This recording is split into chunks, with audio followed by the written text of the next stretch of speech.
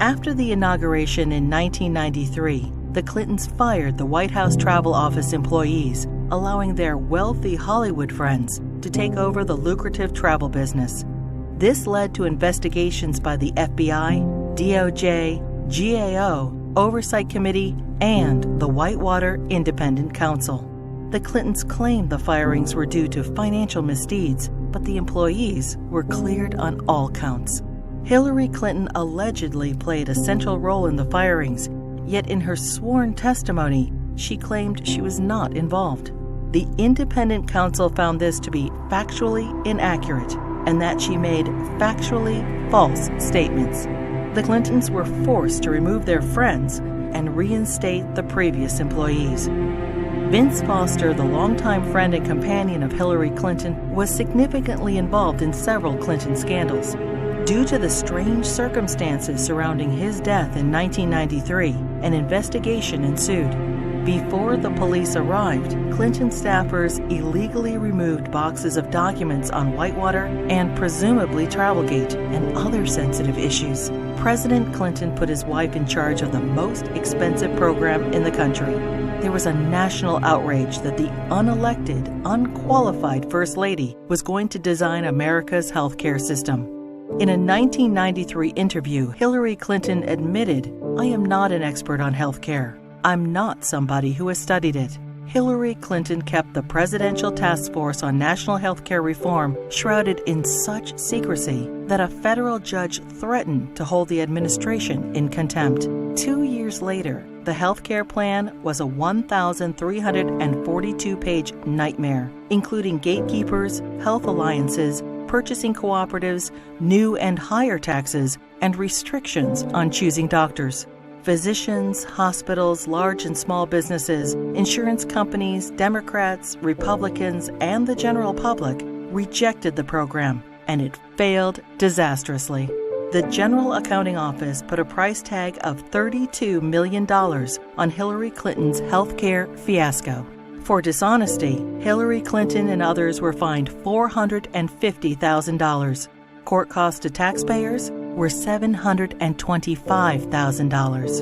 In 1996, with Hillary Care fresh in their minds, Americans voted both the Senate and the House into Republican hands for the first time in over 4 decades. In 1994, President Clinton's Attorney General Janet Reno initiated an investigation focusing on fraud accusations against the Clintons regarding their real estate venture, Whitewater Development Corporation, co-owned with their friends Jim and Susan McDougal. Hillary Clinton was the central figure, and the probe revealed pervasive conflicts of interest between the Rose Law Firm, where Hillary Clinton was partner, and its client, Madison Guaranty, owned by Clinton business partner Jim McDougal. Hillary Clinton claimed billing records subpoenaed and critical to the investigation were lost. It is presumed they were stolen from Vince Foster's office the night he died. 19 months later, following the Clintons' acquittal, many of the missing records reappeared in the Clintons' residence. As they were covered with Hillary Clinton's fingerprints, she fell under suspicion of obstruction of justice. Their business partner, Susan McDougal, refused to testify against the Clintons, assuring they were not charged. Susan McDougal went to prison for her silence, but was pardoned by President Clinton. 15 Clinton associates were convicted of 40 federal crimes related to Whitewater. The independent counsel's report highlighted the president's abundant and calculating lies under oath, obstruction of justice, and abuse of power. During this case, many other alleged abuses were uncovered. The 4.5-year expanded investigation cost taxpayers $145 million.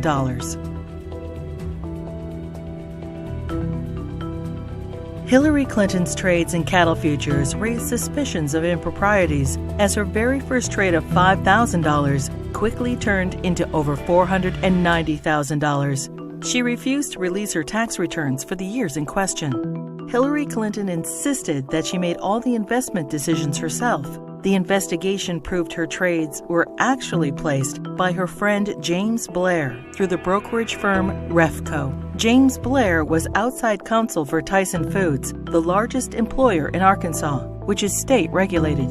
The perception was Mrs. Clinton received preferential treatment and incredible financial returns as a way to garner favor with her husband, then governor of Arkansas.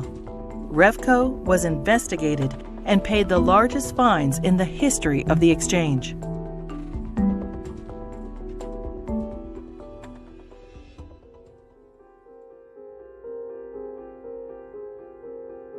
The Clinton administration improperly requested and received FBI background reports on 900 Republican officials.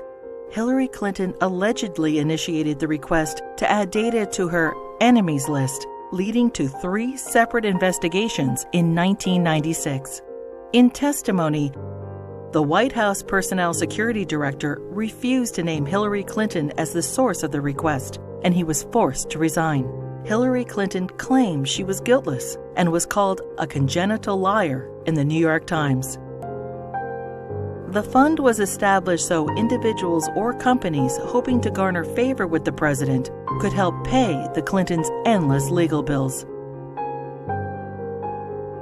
In 1996, the Justice Department investigated campaign fundraising abuses and cover-ups by the Clintons in connection with an effort by China to influence administration policies. In violation of U.S. law, agents for the Chinese government and military funneled millions into President Clinton's re-election campaign, the Clinton Legal Defense Fund, and the DNC. The DOJ's report stated, "A pattern of events suggests a level of knowledge within the White House, including the President's and First Lady's offices, concerning the injection of foreign funds into the re-election effort." The Clintons were accused of using the IRS to harass their enemies, including Republican politicians, the White House Travel Office, the NRA, Judicial Watch, the Heritage Foundation, and other conservative organizations. A senior IRS official admitted that Clinton opponents were singled out for tax audits. Also audited were Bill Clinton's female accusers, including Jennifer Flowers, Paula Jones, Juanita Broaddrick, and Elizabeth Ward Grayson.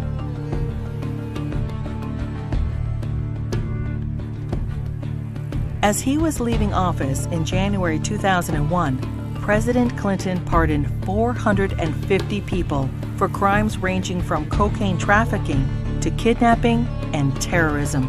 Several pardons personally benefited Hillary Clinton and were investigated for direct ties to her New York Senate bid. Mark Rich, a billionaire fugitive, owed the government over $160 million and was charged with tax evasion, wire fraud, racketeering, and trading with Iran.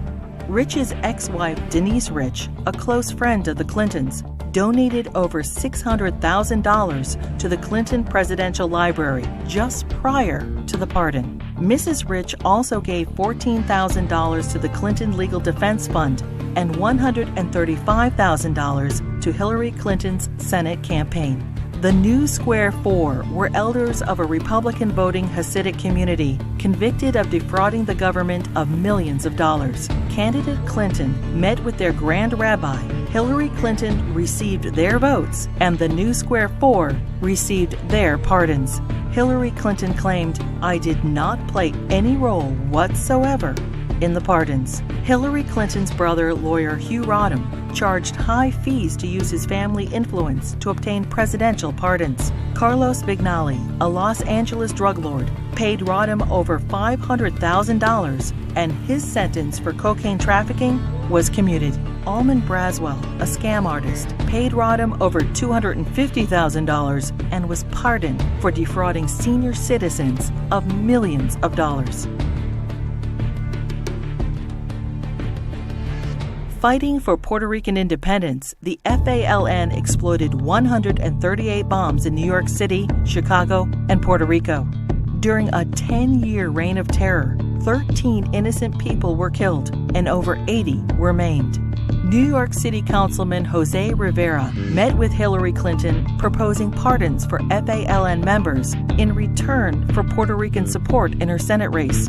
2 days later, President Clinton pardoned 16 FALN terrorists. These pardons were condemned by Democrats and Republicans, the House and Senate, the FBI, the U.S. Attorney, the Federal Bureau of Prisons, and the Fraternal Order of Police.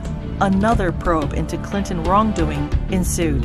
When Congress requested additional information, President Clinton claimed executive privilege, preventing anyone involved with the pardons from testifying. Hillary Clinton claimed no involvement in or prior knowledge of the decision. Former Democratic President Jimmy Carter called these shameless pardons disgraceful. The largest political fundraiser in U.S. history became the largest election fraud in history. In the year 2000, the fundraiser for Hillary Clinton's New York Senate race was attended by 1,300 people, including the Hollywood elite and the Democratic leadership. In violation of federal election statutes, an individual, Peter Paul, financed the entire event. Peter Paul was also a convicted cocaine trafficker. In violation, Hillary Clinton was involved with the solicitation of funds and the coordination of the gala. In violation, Hillary Clinton requested in writing an additional $150,000 from Peter Paul in untraceable securities. The Clinton campaign's filings with the Federal Elections Committee stated the event only cost $500,000. The actual price tag was $1.5 million. Senator Clinton was fined over $50,000 for purposely underreporting the cost of the event. In another campaign finance fraud, Hillary Clinton ignored FBI warnings and accepted over $900,000 from scam artist and felon Norman Suh. Hillary Clinton's Senate tenure was undistinguished. In 7 years, she introduced only 3 minor bills which became law, including the naming of a post office. She helped secure millions in federal assistance for a New York developer. Ethics questions arose when the businessman donated over $120,000 to the Clinton Foundation. Senator Clinton did not support English as the official language of the United States government, and she enthusiastically voted for the Iraq War resolution. Hillary Clinton ignored Senate rules and reporting requirements for the hiring of staff and non-paid fellows, breaking the Senate Code of Official Conduct and hiding multiple conflicts of interest. She was investigated by the Senate Select Committee on Ethics.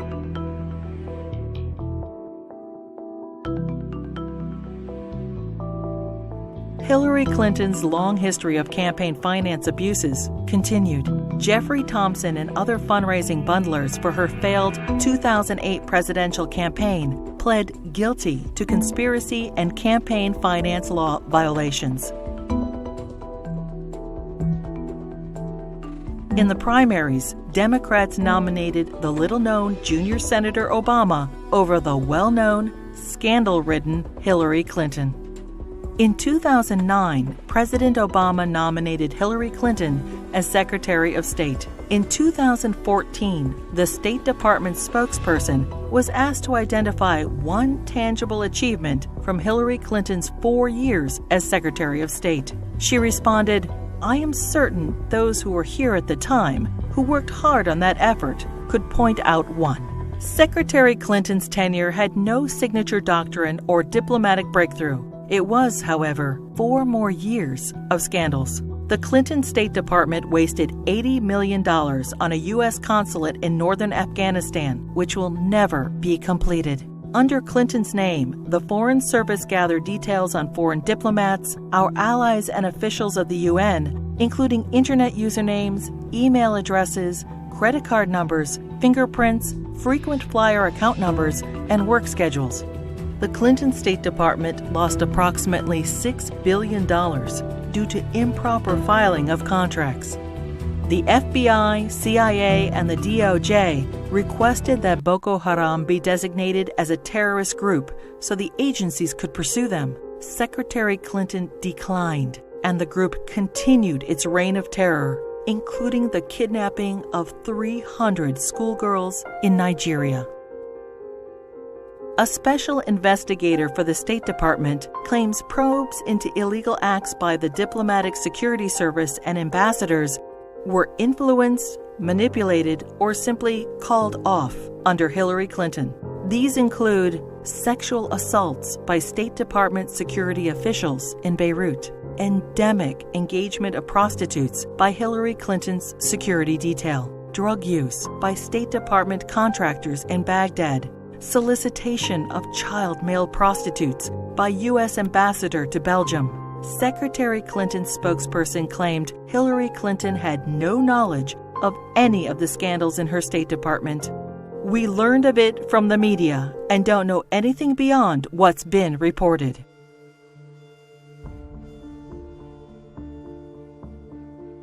The United States mission in Benghazi, Libya, was attacked on September 11, 2012. As Hillary Clinton was Secretary of State at the time, she is at the heart of the cover-up investigation.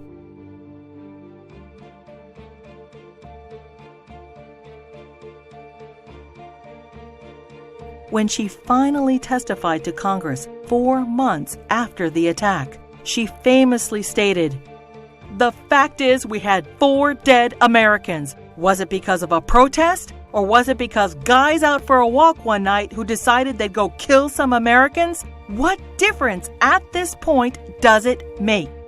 Hillary Clinton testified that she submitted all documents requested by Congress.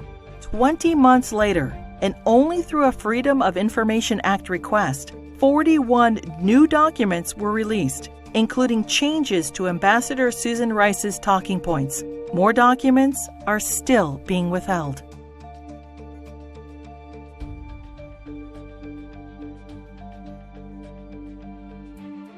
The Presidential Records Act allows restricted access to documents for 12 years after leaving office. Now, 14 years later, the Clintons are still withholding thousands of records from the public. Over 300 Freedom of Information Act requests have been ignored, suggesting more damaging revelations about the Clintons.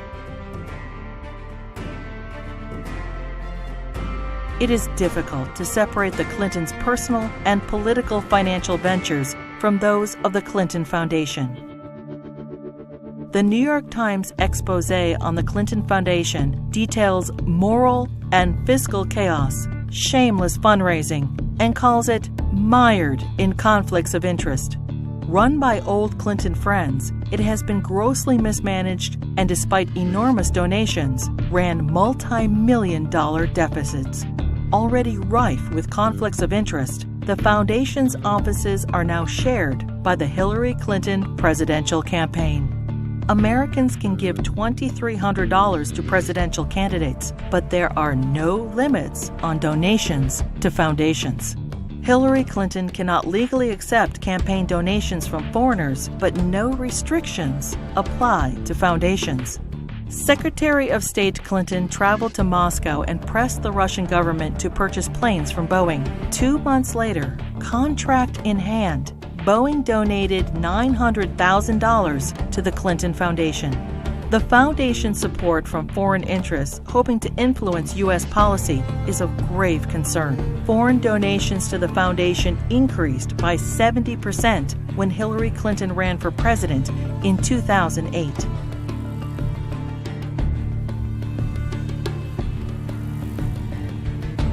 Saudi Arabia has financed terrorists, has an abysmal women's rights record, and punishes homosexuality by death.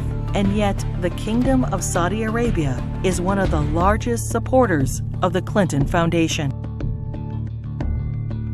In a Clinton co-presidency, every large donation could raise suspicions of improprieties or influence peddling and lead to non-stop investigations.